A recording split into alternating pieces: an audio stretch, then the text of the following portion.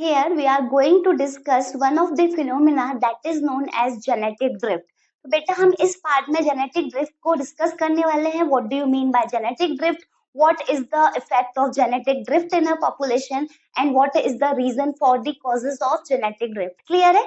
तो अगर हम जेनेटिक ड्रिफ्ट को डिफाइन करेंगे तो आप सिंपल लैंग्वेज में ये बोल सकते हो, किसी भी पॉपुलेशन में पर्टिकुलर जीन की जो फ्रीक्वेंसी में चेंज आ रहा है generation after generation, that is called the genetic drift.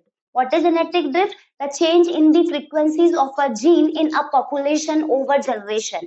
किसी भी पर्टिकुलर जीन की या पर्टिकुलर जीन्स की फ्रीक्वेंसी में जो चेंज आ रहा है किसी भी पॉपुलेशन में generation after generation, that is called genetic drift.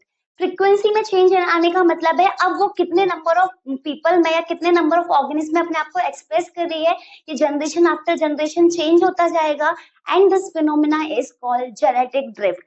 So how we will define the genetic drift as the change in the frequency of certain genes in a population over generation.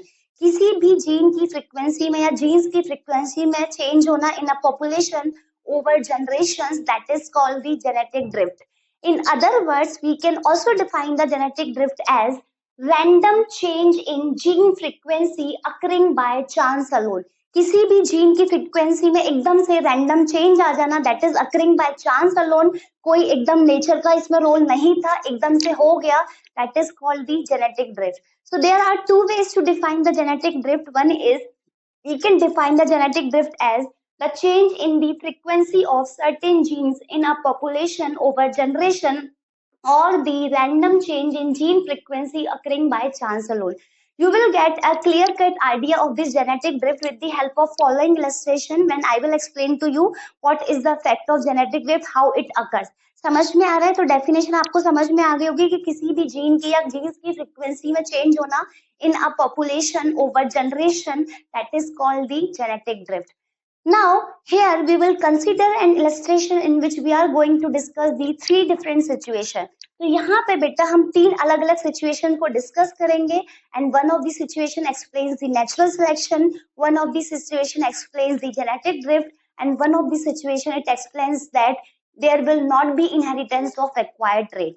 तो यहाँ पे हम एक illustration लेके चलेंगे जिसमें हम three different situation को एग्जामिन करेंगे. Now you have to suppose that there are green color bushes, and in these green color bushes there is a group of 12 red beetles. क्या बोला मैंने?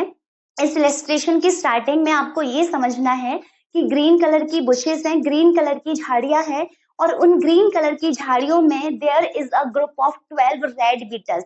उन ग्रीन कलर की झाड़ियों में 12 रेड बीटल्स का ग्रुप रहता है. ठीक है, so this is the group of 12 red beetles. आपको दिख रहा है यहाँ पे 12 red beetles बनाए मैंने. अब यहाँ पे हमें ये मानना क्या है, इवन बीटल्स में जो है वो सेक्सुअल रिप्रोडक्शन होता है. तो ये जो रेड बीटल्स हैं they will be carrying out sexual reproduction, and हमें पता है due to sexual reproduction there will be occurrence of variation. जब इन बीटल्स में रिप्रोडक्शन होगा, सेक्सुअल रिप्रोडक्शन होगा, so there are chances of variation. Now in the first situation, what are the variation which we are going to discuss? हमने बोला कि ये जो 12 रेड बीटल्स थी इनके बीच में सेक्सुअल रिप्रोडक्शन हुआ. Now due to sexual reproduction the variation arises in such a way that one of the beetle या some of the progeny they appeared green in color. मतलब इन 12 रेड बीटल्स में जो sexual reproduction हो रहा था उस time पर जो वेरिएशन आए वो इस तरह का वेरिएशन था कि अब इन बीटल्स की जो प्रोजेनी थी उन कुछ प्रोजेनी में there will be appearance of green colour. तो आप देख रहे हो रेड कलर की बीटल्स के रिप्रोडक्शन से, सेक्सुअल रिप्रोडक्शन से इस तरह से वेरिएशन आया है कि there will be presence of green colour beetle. So here I have drawn the black color beetle, but you have to understand this color as the green because बेटा green color यहाँ पे visible नहीं हो पाता. ठीक है, तो यहाँ पे आप देख रहे हो फर्स्ट सिचुएशन हम लेके चलेंगे. This is the first situation, this is the second situation, this is the third situation. तो हम पहले डिस्कस कर रहे हैं फर्स्ट सिचुएशन को, जिसमें मैंने आपको क्या बोला, बीटल्स के, रेड बीटल्स के सेक्सुअल प्रोडक्शन की वजह से वेरिएशन आया और इस तरह का कि उनकी जो प्रोजेनी थी, now some of the progeny they were green in colour. तो रेड कलर में जो बीटल्स में वेरिएशन आया उससे क्या प्रोड्यूस हुआ है, ग्रीन कलर की प्रोजेनी प्रोड्यूस हुई है. Now so this is a group of 12 red Beatles again, और यहाँ पे one of the progeny is green in colour. मैंने आपको बोला है ब्लैक कलर को आपको ग्रीन अज्यूम करके चलना है, ठीक है। तो आप देख रहे हो इनके रिप्रोडक्शन से ग्रीन कलर की बीटल्स प्रोड्यूसिंग। अब एक और चीज, ये जो बीटल्स हैं जो बुशेस में रह रही हैं, they are continuously being feeded by the crow. जो क्रो है इन बीटल्स के ऊपर फीड कर रहा है, वो इन बीटल्स को खा रहा है। तो हो गया क्या बेटा, जो ग्रीन कलर की झाड़ियां हैं उसमें क्रो जो है वो रेड कलर की बीटल्स को आसानी से आइडेंटिफाई कर लेगा and they are being easily eaten by the crow. Instead of that, जो ग्रीन कलर की बीटल अपीयर हुई है, it will be able to hide itself in the green colour bushes, जिसकी वजह से क्रो उसको आसानी से फीड नहीं कर पाएगा। आप समझ रहे हो मैंने क्या बोला? ये जो बीटल्स हैं they are continuously being feeded by the crow. जो क्रो है उनको कंटिन्यूअसली खा रहा है। बहुत सारे क्रो हैं, they are feeding on the green colour bushes, जिसमें रेड कलर की बीटल्स हैं वो उनको खा रहे हैं। तो ये जो बीटल्स का ग्रुप है इनको क्रो खा रहा है। अब जो ग्रीन कलर की बुशेस हैं उसमें रेड कलर की बीटल्स को आइडेंटिफाई करना क्रो के लिए आसान होगा in comparison to green colour beetles. तो क्या होगा जब हम नेक्स्ट जनरेशन की बात करें, क्योंकि रेड बीटल्स कंटिन्यूअसली क्रो के द्वारा खाई जा रही हैं, तो रेड कलर की बीटल्स का जो नंबर होगा it will decrease in a population.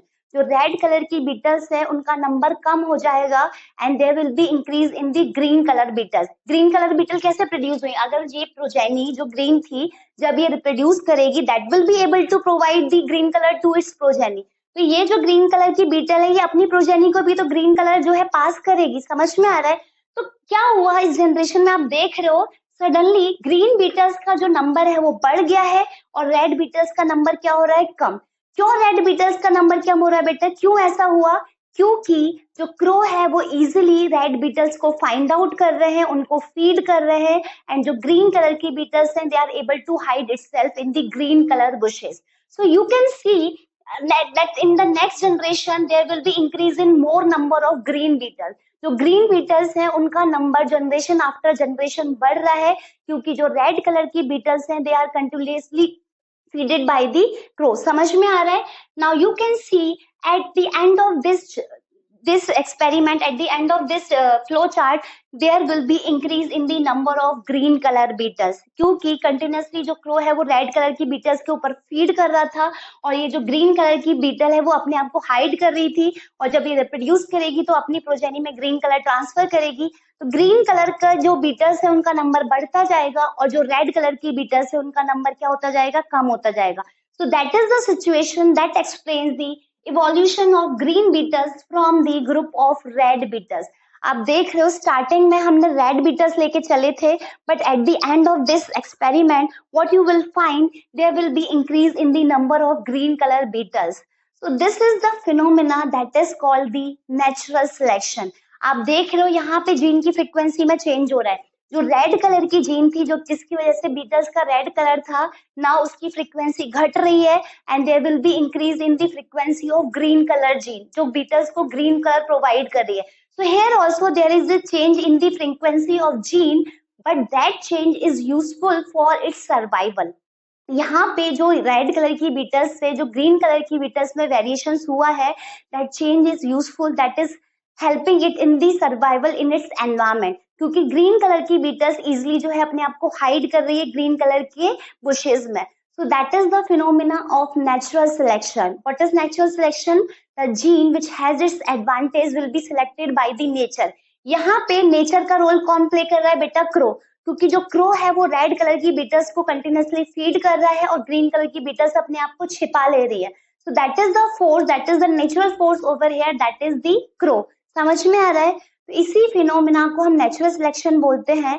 Natural selection in the phenomena in which the gene or the character which is able to adjust itself in the environment will be selected by the nature and it will be passed on to its further generation. समझ में आ रहा है? तो आपने यहाँ पे देखा हमने रेड कलर की बीटल से स्टार्ट किया था, eight the end of the experiment यहाँ पे ग्रीन कलर की बीटल्स का नंबर बढ़ गया है and that is the phenomena that is called natural selection. क्योंकि यहाँ पे नेचर का काम कर रहा है क्रो है कंटिन्यूअसली रेड कलर की बीटल्स के ऊपर फीड कर रहा है, जिससे ग्रीन कलर की बीटल्स जो है खुद को छिपा ले रही है। So there will be increase in the frequency of green colour beetles. So this phenomena is called natural selection, क्योंकि यहाँ पे जो जीन की फ्रीक्वेंसी में चेंज हुआ है वहां पे उसका सर्वाइवल एडवांटेज मिल रहा है उसको। नाउ हमने यहाँ पे पढ़ा है कि मैम आपने ये भी बताया कि जेनेटिक ड्रिफ्ट में भी फ्रीक्वेंसी ऑफ जीन चेंज होती है, but there is a difference in the gene frequency change in natural selection and genetic drift. आपने देखा नेचुरल सिलेक्शन में जो जीन की फ्रीक्वेंसी चेंज हुई है उसको एडवांटेज मिल रहा है for its survival, but when we will discuss about the genetic drift उसमें आप देखोगे जो जीन की फ्रीक्वेंसी चेंज हुई है उसका कोई एडेप्टेशन एडवांटेज नहीं मिलता है जेनेटिक ड्रिफ्ट में।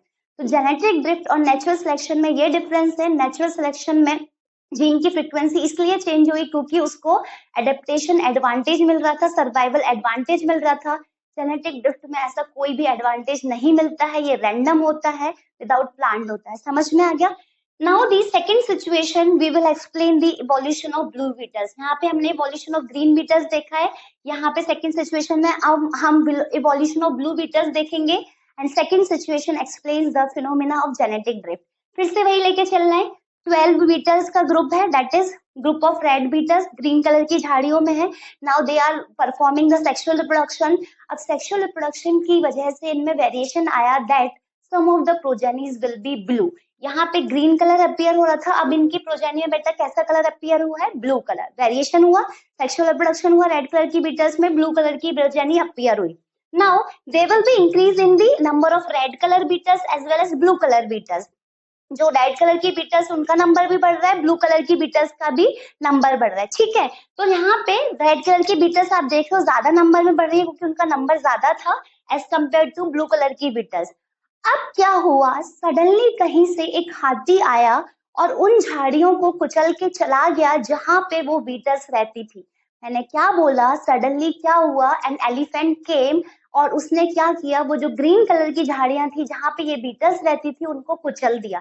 बट हुआ क्या, हाथी के पैर के नीचे जो कुचली गई थी उनमें रेड बीटल्स का नंबर ज्यादा था as compare to the blue colour beetle. आप देख रहे हो यहाँ पे रेड बीटल्स और ब्लू बीटल्स दोनों का नंबर ज्यादा है, लेकिन रेड का नंबर ज्यादा है एज कम्पेयर टू ब्लू। अब ये एलिफेंट फुट की वजह से झाड़ियां कुचली गई और हुआ क्या, झाड़ियां जो कुचली गई थी उसमें रेड बीटल्स का नंबर ज्यादा था as compare to blue beetles. मतलब यहाँ पे ब्लू बीटल्स सर्वाइव कर गई as compare to red beetle. So what will happen in the next generation? There will be increase in the frequency of blue color beetles, क्योंकि बेटा red colour की Beatles तो यहाँ पे कुचली जा चुकी हैं, तो there will be increase in the frequency of blue color beetles। तो यहाँ पे रेड कलर की बीटल्स से जो है नंबर किस में चेंज हो गया? ब्लू कलर की बीटल्स की फ्रीक्वेंसी बढ़ गई। बट आप मुझे एक चीज बताओ, रेड से ब्लू होना क्या कोई इसको सर्वाइवल एडवांटेज मिल रहा है? नहीं। जो क्रो होगा जितनी आसानी से वो रेड कलर की बीटल्स को ढूंढ ले रहा था ग्रीन कलर की बुशेस में से, वो ब्लू बीटल्स को भी उतनी आसानी से ढूंढ लेगा। So there is no survival advantage, there is no adaptation advantage by changing in the blue color. So that is the phenomena that is called genetic drift. माना कि रेड कलर की बीटल्स की फ्रीक्वेंसी ब्लू कलर में change हो गई है, but there is no survival advantage. So that's why I told you natural selection और genetic drift में ये डिफरेंस है कि नेचुरल सिलेक्शन जो है it is provided by the nature and it has the survival advantage. अगर कोई चीज नेचर ने सिलेक्ट की है मतलब it has the survival advantage. But in case of genetic drift, there is no advantage of adaptation, there is no advantage of survival, क्योंकि जितनी आसानी से ब्लू कलर की बीटल्स चुन ली जाएंगी बुशेस में से, उतनी आसानी से रेड कलर की भी चुन ली जाएंगी। तो रेड और ब्लू से कोई फर्क नहीं पड़ता, क्रो जो है दोनों को इजिली फीड कर सकता है। एक और चीज, अगर यहाँ पे बीटल्स की पॉपुलेशन बहुत बड़ी होती तो रेड कलर की बीटल्स भी कहीं ना कहीं बहुत ज्यादा नंबर में सर्वाइव कर जाती, एलिफेंट फुट का उनके ऊपर इतना ज्यादा असर नहीं होता। What I want to tell you that is जो जेनेटिक ड्रिफ्ट का इफेक्ट है वो स्मॉल पॉपुलेशन में ज्यादा देखने को मिलता है और लार्ज पॉपुलेशन में कम देखने को मिलता है। यहाँ पे तो जो बीटल्स का नंबर कम है तो एलिफेंट के फुट के नीचे रेड कलर की बीटल्स जो है आ गई, उनका नंबर जो है बहुत कम हो गया, इवन एग्जिस्ट ही नहीं कर रही है। लेकिन अगर ये बीटल्स की पॉपुलेशन बहुत ज्यादा होती है तो क्या एलिफेंट फुट की वजह से रेड बीटल्स का इतना ज्यादा डिस्ट्रक्शन होता? नहीं। यहाँ पे देखने का क्या मतलब है कि जो जेनेटिक ड्रिफ्ट है उसका इफेक्ट लार्ज पॉपुलेशन में कम होता है, स्मॉल पॉपुलेशन में जेनेटिक ड्रिफ्ट का इफेक्ट ज्यादा होता है। स्मॉल पॉपुलेशन में ज्यादा से ज्यादा ऑर्गेनिज्म में जो पर्टिकुलर जीन की फ्रीक्वेंसी है वो चेंज हो जाएगी। समझ में आ गया? Now in the third situation we have to see कि क्या हमारे जो एक्वायर्ड ट्रेट्स होते हैं वो जनरेशन आफ्टर जनरेशन हम इनहेरिट करते हैं। So in the third situation what is the condition, ये जो बीटल्स रह रही थी वहां पे बेटा, क्या हुआ सडनली जिन प्लांट्स के ऊपर वो रह रही थी वहां पे कोई डिसीज डेवलप हो गई। उस डिसीज की वजह से जो प्लांट्स हैं उनकी डेथ होने लगी। अब ये जो बीटल्स है वो प्लांट के ऊपर फीड कर रही हैं, if there is not enough plant population तो क्या होगा, there will be decrease in the weight of these beetles. तो आप देख रहे हो इन बीटल्स के रिप्रोडक्शन से ये वाली बीटल्स प्रोड्यूस हुई। अब इन बीटल्स की जो पॉपुलेशन थी उसको एनफ फूड नहीं मिल पाया क्योंकि प्लांट में डिसीज अपीयर हो गई। So due to availability of less nutrients, there will be decrease in the weight of beetles। आप देख रहे हो यहाँ पे beetles का वेट क्या हो गया है, कम हो गया है। नाउ जब ये रिप्रोड्यूस करेंगी, नेक्स्ट जनरेशन प्रोड्यूस हुई, उस टाइम पे भी प्लांट की डिसीज ठीक नहीं हुई थी, इसलिए इनके जो बच्चे थे, प्रोजेनी थे, they were also weak, they were also less in weight. But what happened, जब ये जनरेशन मैच्योर हुई, सेक्सुअली रिप्रोड्यूस करने लगे और इनके जो प्रोजेनी थे उस टाइम पे जो प्लांट की डिसीज थी वो ठीक हो गई थी। अगेन आप देख रहे हो these are the group of healthy beetles. तो कहने का मतलब क्या है, जो लॉस ऑफ वेट है वो एक एक्वायर्ड ट्रेट है जिसको जनरेशन आफ्टर जनरेशन इनहेरिट नहीं किया जाता है। तो हमारे जो एक्वायर्ड ट्रेट्स होते हैं जो हम अपने लाइफ टाइम में एक्वायर करते हैं, they are not inherited from one generation to the another generation. तो वही है, no evolution due to change in nutrients। change in nutrients is one of the acquired trait, क्योंकि चेंज इन न्यूट्रिएंट्स कब हुआ, जब वो प्लांट की जो डिसीज है वो ठीक नहीं हुई, बीटल्स को है ना फूड नहीं मिल पाया, इसकी वजह से वेट कम हो गया। नेक्स्ट जनरेशन में भी डिसीज ठीक नहीं हुई तो वेट कम हो गया। लेकिन जैसे ही मोर न्यूट्रिएंट्स की अवेलेबिलिटी हुई, बीटल्स फिर से क्या हो गई, हेल्थी। तो जो हमारा वेट होता है that is acquired trait, it can not be inherited from one generation to next generation. तो आपको बेटा यहाँ पे तीनों सिचुएशन आई थिंक अच्छे से समझ में आ गई होंगी। ये पहली सिचुएशन नेचुरल सिलेक्शन एक्सप्लेन करती है हमें कि जीन की फ्रीक्वेंसी में इसलिए चेंज हो रहा है क्योंकि उस जीन की फ्रीक्वेंसी में चेंज होना एक सर्वाइवल एडवांटेज प्रोवाइड कर रहा है उस ऑर्गेनिज्म को।